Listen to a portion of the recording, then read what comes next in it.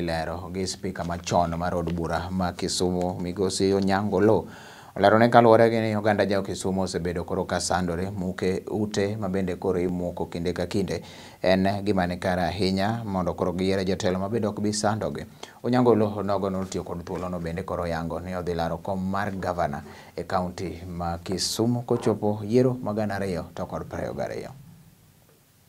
Gin kaka an achiel kuom jogombulu ma Kisumu aseneno gik matimore e kaunti ma Kisumu sani kodhi kuom higni 4 kendo kana asebedo nyaka kom mar spika higni 2. An gadiera ni kamae ok e kaka kaunti magwa onego bed rang kata onego bed ni itelo negi. King'iyo weche mag dongruok, wayudo ni gavana wa mokwongo manoyudo kata ka choko ok ni yot nochoko pesa moweyo ka wachoko pesa maromo bilion 1.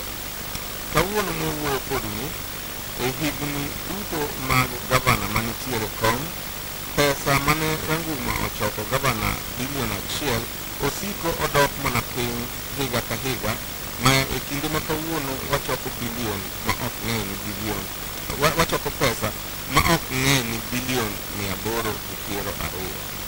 Nyisowa ni ka waweyo telo ni odhi mbele to onge ber manyalo yudore nikech pesa michoko kuom jopiny e pesa mikelo godo dongruok.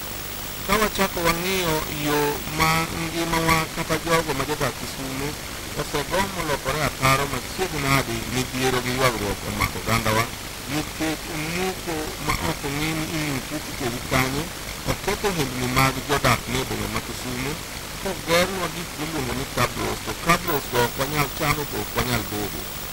Ogernwa gik moko kiwacho koni gi kocha to wapenjo ni ere tiende gero na nderni manyalo wuotho ka osiptal to kadhiyo to ok anyal yudo chieth makare. Ere tiende kao pesa mar jopiny to itiyo kode e yo ma ok owinjore to gik mane jopiny owacho ok otim kata achiel. Wan gi gimiluongo ni public participation. Jopiny time higa ka higa, wapenjo kama pesa go dhiye. Kiweyo boma ma town, kidhi e gwengewa machalo Muhoroni, machalo Seme, machalo Nyando, machalo Nyakach. Gin to koro nojwang' gi ok gichal kata joma bende nie kaunti. Kipenjo ni siemie kata ndara achiel ma pes kaunti tiye ok inyal yudo.